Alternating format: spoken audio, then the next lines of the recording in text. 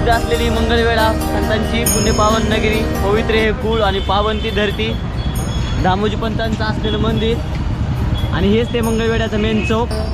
पहा मंगळवेढा दामाजीचा, पहा मंगळवेढा दामाजीचा. दगडी इमारत आहे, पूर्ण दगडी इमारत, गाभारा आणि इथं लाखो लोक मंगळा ही संतांची भूमी असल्यामुळे ह्या ठिकाणी श्री संत दामाजी पंत, संत चोखमाळा, संत कानापात्रा असे 14 संत होऊन गेलेत. तरी आपल्या मंगळाचे जे दामाजी पंताचं कृष्णाष्ट मंदिराचं नियोजन हे लोकवर्गणी आणि संस्थेच्या खर्चात केलं जातं आणि इथं रोज साधारणतः सकाळी आणि संध्याकाळी 2 टाईम अन्नदान असतं. अन्नदान एकदम फ्री पद्धतीने करतो आणि कुठलीही ही दक्षिणा किंवा वर्गणी मागत नाही. जे आहे ते गोरगरीब वारकरी, त्या वारकऱ्यासाठी संस्था अहोरात्र काम करते. इथं राहण्याची सोय, वारकरी आणि प्रवाशांनी जेवणाची सोय केली जाते.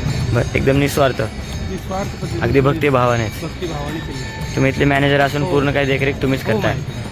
मी आनंदराव जावळे, मॅनेजर, श्री रामाय संस्था मंगळवेढा.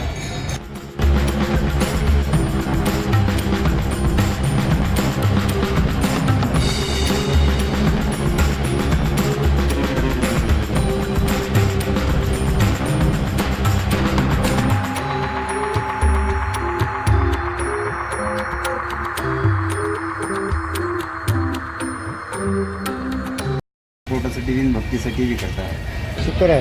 शिखर आहे. हे दगड वगैरे सगळे फोडायचं काम तुमच्याकडेच आहे का? हां, सिमेंट वाळू कालवणं हे करणं सगळं आमच्याकडेच आहे. बरं, किती जण आहेत तुम्ही सगळे? आम्ही 5 जण आहोत. 5 जण आहेत. सध्याला 5 आहो. हां. मागं 10 जण होते. मागं 10 जण होते. म्हणजे मोठं काम जास्त जणांना करून घेतलं. हां, कष्ट केलं तर 4 पैसे आपल्याला भेटतील. हे एवढा मोठा पत्ता दगड कापायचा. हां, अगदी हेमाडपंथी बांधकाम वाले जुनं पहिल्या काळामध्ये राक्षसवरतीचे जसे पिलर विलर एकदम सोन्यासारखे होणारे आहेत सगळे. तुम्ही कोणत्या गावचे?